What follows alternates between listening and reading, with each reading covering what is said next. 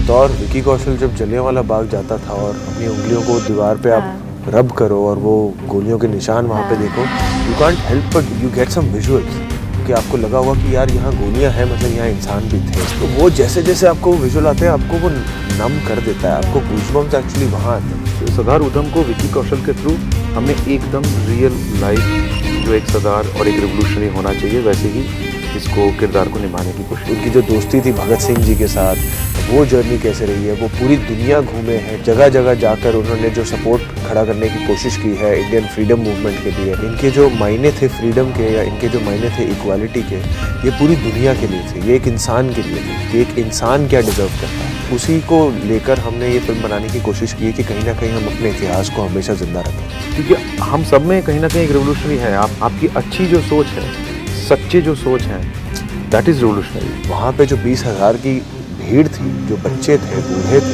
उन्होंने ये जिया है, वो हम नहीं भूल सकते। उस जमीन ने, उस जमीन के टुकड़े ने उतना खून देखा है, उसको इमेजिन करने में ही रूह कांप जाती थी। जब बायोपिक बनती है, how much truth is there in that movie? आपकी जानकारी फैक्ट्स पे होती है, जो हमारी पॉइंट ऑफ व्यू है उसको भी रखते हुए उसको बहुत ही जिम्मेवारी के साथ उसको निभाया है हमने। जूनियर आर्टिस्ट का मेकअप करे थे, वो आके पूछते हैं कि ये कौन सा साल है, 1931 है या 30? बोले ये 1930 है। बोले नहीं 31 है कि 32 की लड़की के बाल कैसे होंगे, वो मतलब वो उस लेवल की जो डिटेलिंग है, ये सब तभी अचीव हुआ क्योंकि इसका प्री प्रोडक्शन और इसका रिसर्च हमने बहुत लंबा किया था। और ये ग्लोबल लेवल पे लोगों को नहीं बोलना चाहिए कि ये इस तरीके का एक अन्याय एक देश ने देखा है। जी मैंने कहा था ये बायोपिक एक इंसान की नहीं, उसकी सोच की बायोपिक है, और सोच हमेशा टाइमलेस होती है। जो शहीद हुए हैं उनकी जरा याद करो कुर्बानी। नमस्कार, मैं हूं कविता रल्हन। पंजाब केसरी नवोदय टाइम्स में आप सभी का स्वागत करती हूं। हिंदुस्तान को आज़ाद करने में बहुत सारे लोगों का बलिदान गया है, योगदान रहा है, बहुत सारे लोग शहीद भी हुए हैं और इन फ्रीडम फाइटर्स में से सिर्फ कुछ ही नाम हमें आज तक याद हैं। सरदार उधम सिंह का नाम हम सब ने शायद हिस्ट्री बुक्स में तो सुना है, लेकिन उनकी रियल स्टोरी क्या है ये हम सब शायद नहीं जानते, और इसीलिए 16 अक्टूबर को रिलीज होने जा रही है film Sardar Udham Amazon prime पे, जिसको देखना बहुत इंपॉर्टेंट है। और इस पूरी फिल्म की स्टार कास्ट आज हमारे साथ है, डायरेक्टर प्रोड्यूसर भी हैं। सो आइए टीम का वेलकम करते हैं पंजाब केसरी नवोदय टाइम्स पे। Vicky welcome, Shoojit sir welcome, Ronnie welcome. Thank you. Punjab Kesari Navodaya times पे आप सभी का स्वागत है।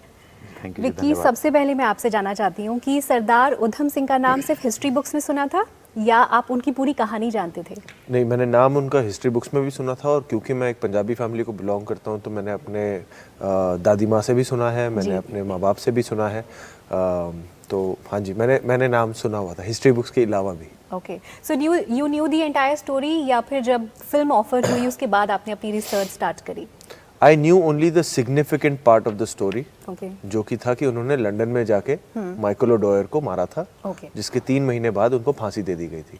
मुझे इतना पता था, जलियांवाला बाग से उनका जो कनेक्शन है वो पता था, पर उनकी जो जर्नी रही है वो फ्रीडम स्ट्रगल के लिए उन्होंने क्या क्या किया, उनकी जो दोस्ती थी भगत सिंह जी के साथ, वो जर्नी कैसे रही है, वो पूरी दुनिया घूमे हैं, चाहे वो यूएस हो, जर्मनी हो, इटली हो, स्पेन हो, रशिया हो, इतनी जगह घूमे हैं, जगह जगह जाकर उन्होंने जो सपोर्ट खड़ा करने की कोशिश की है इंडियन फ्रीडम मूवमेंट के लिए, वो सारी जो उनकी जर्नी है, चाहे वो मानसिक उनकी जो स्थिति थी, वो अंदर क्या पेन कैरी कर रहे थे, वो जो पूरा उनकी जो जर्नी थी, लाइफ थी, उससे मैं भी वाकिफ नहीं था इतना, वो जो मुझे इस फिल्म के प्रोसेस में मुझे जानकारी मिली।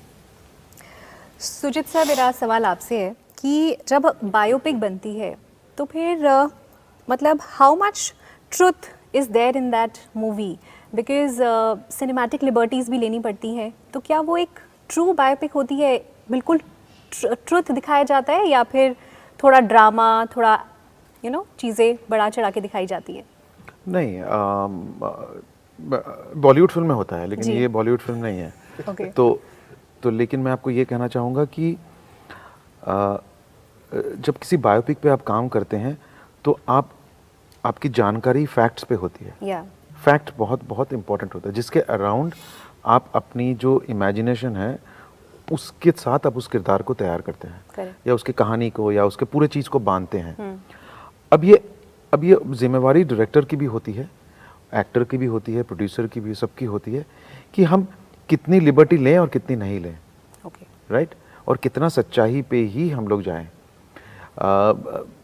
तो मेरा मानना है कि इस फिल्म सरदार उधम में हमने जितनी भी इंफॉर्मेशन थी उनके बारे में, बहुत कम है लेकिन उनके बारे में इंफॉर्मेशन, जितनी भी इंफॉर्मेशन मिली है उसको हम लेके एकदम जिम्मेवारी के साथ हमारी अपनी जो एक जो हमारी पॉइंट ऑफ व्यू है उसको भी रखते हुए उसको बहुत ही जिम्मेवारी के साथ उसको निभाया है हमने। और वो जिम्मेवारी होती है, रिस्पॉन्सिबिलिटी बहुत बड़ी होती है, और वो सबकी होती है, तो हर जगह में होती है। तो मैं एज ए फिल्म मेकर इसकी बिल्कुल पूरी जिम्मेवारी लेता हूँ। रॉनी, मेरा आपसे सवाल है कि इसमें जो 1930s का जो एरा क्रिएट किया है वो रिक्रिएट करना कितना इजी था या मुश्किल था, और आपने किस तरह की रिसर्च करी उसको रिक्रिएट करने में? आई थिंक उसका रिसर्च मुश्किल था, ओके, एग्जीक्यूशन बहुत इजी था, ओके, बिकॉज हमने बहुत टाइम लगाया इसकी प्री प्रोडक्शन पे, रिसर्च पे। इसके लिए बहुत ज़्यादा मतलब मटेरियल जो है म्यूजियम्स में से, बुक्स में से, डॉक्यूमेंट्रीज उस ज़माने के जो पुराने की 30s लगते कैसे थे, प्लस काफ़ी सारे एक्चुअली हॉलीवुड और ब्रिटिश फिल्म्स भी बने हैं उस पीरियड के, तो एक आइडिया देते हैं कि उस टाइप। सो उसमें एंड उसके अलावा राइट टीम्स हमने हायर किए इंटरनेशनली भी। So everyone was very focused कि everything should be right.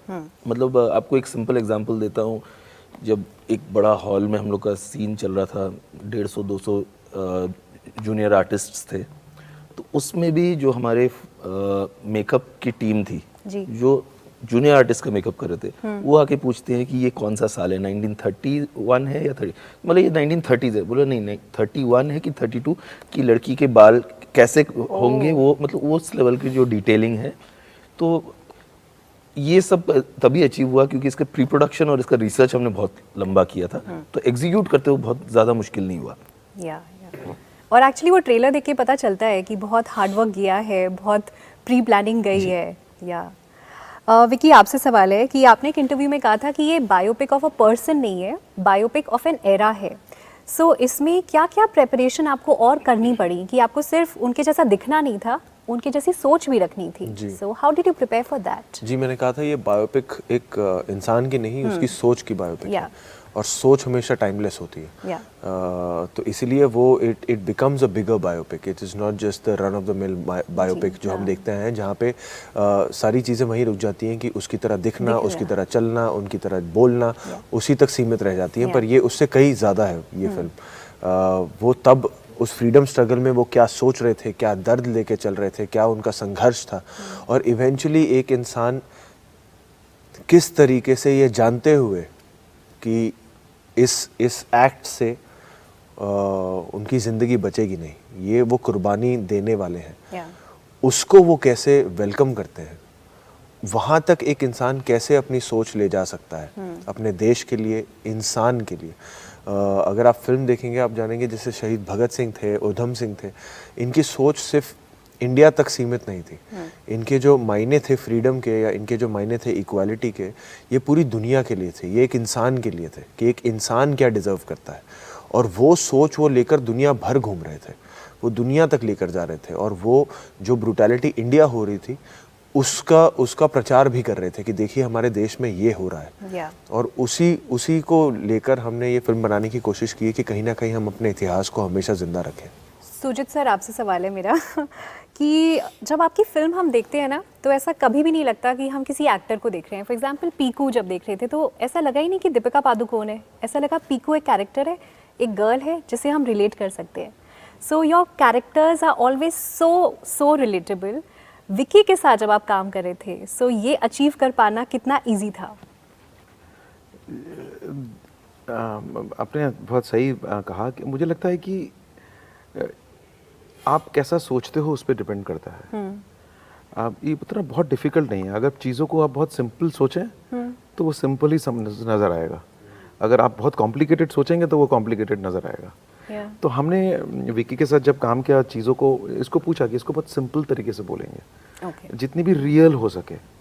Means कोई भी इंसान आए कहीं से भी, वो सरदार उधम को भी टच कर सके, छू सके, ऐसा नहीं कि उसको छू ही नहीं पाए, यू नो। और सरदार उधम भी ऐसा होना चाहिए इंसान जो सबके दिल में मतलब छू जाए वो, यू नो, अपने ही जिस तरह का पर्सनालिटी है।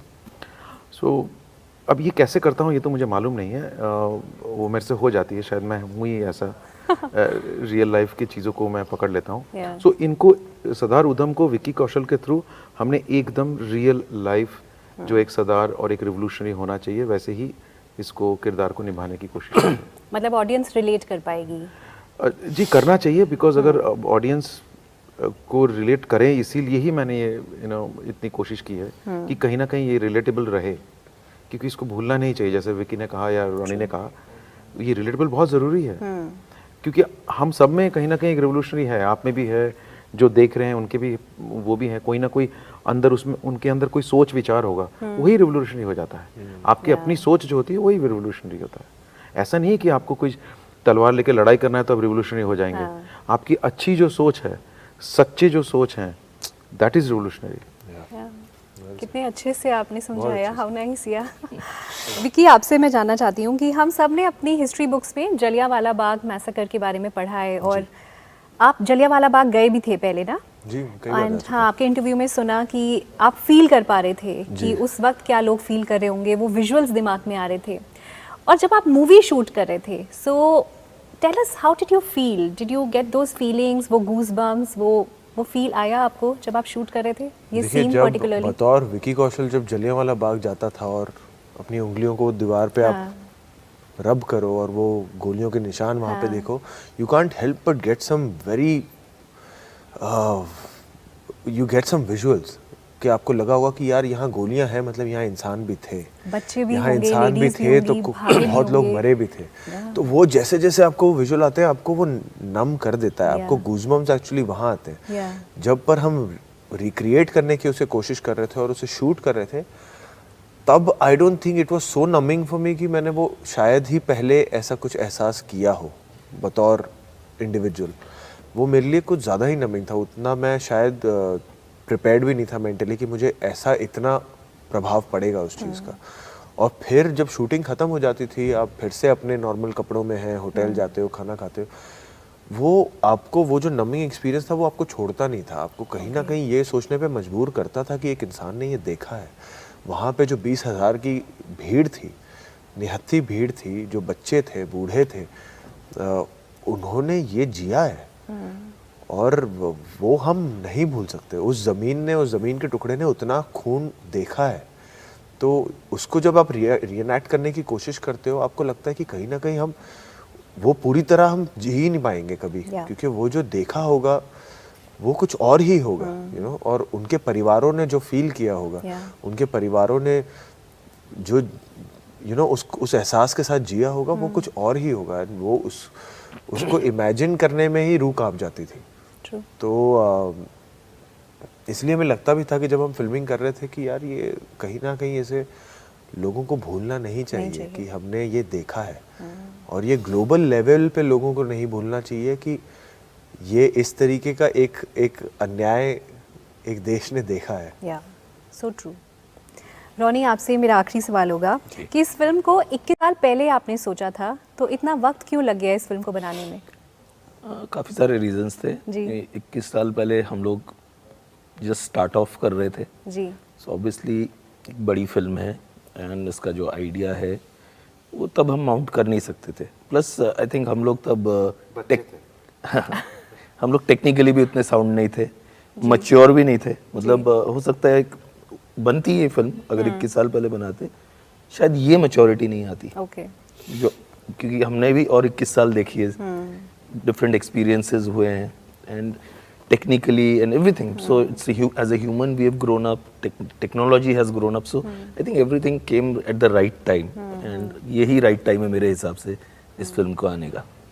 सुजीत सर, आपने भी बोला था जब आप मुंबई आए थे तो आपने इस फिल्म को बनाने का सोचा था, तो आप दोनों मिले, आप दोनों ने मतलब आप इनसे मिले पहले या आप उनसे मिले, किस तरह से कंसीव हुई मूवी? मिले थे और दिल्ली से हम लोग दिल्ली से साथ में बहुत दिन हमने एक साथ ही शुरुआत की थी काम करेंगे। तो तभी से हम साथ में ही हैं। Okay, so both of you decided together. तभी से ये ड्रीम था कि ये फिल्म बनानी है, मतलब जलियांवाला बाग के अराउंड एक स्टोरी डेफिनेटली बोलनी चाहिए जी। तो ये ड्रीम था। और आई थिंक बहुत अच्छा कि आजकल के यूथ को बहुत ज़रूरी है ये जानना कि क्या सैक्रिफाइसेस हुए हैं, क्या बलिदान हुए हैं।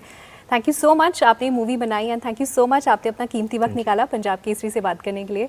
विक्की, जाते जाते पंजाब केसरी नवोदय टाइम्स के दर्शकों को बता दो कि ये मूवी कब और कहाँ देख सकते हैं। जी 16 अक्टूबर से आप सरदार उधम देख सकते हैं अमेज़ॉन प्राइम वीडियो पर।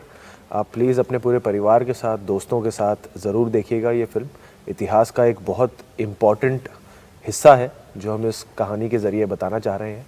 And we really hope and pray कि आप इस कहानी से जुड़ें और आप इसे और आगे दर्शकों तक पहुंचाएं अपने ज़रिए। आशा करते हैं ये बातचीत आपको ज़रूर पसंद आई होगी और 16 अक्टूबर को अमेज़ॉन प्राइम पे देखना मत भूलिएगा Sardar Udham. Thank you so much.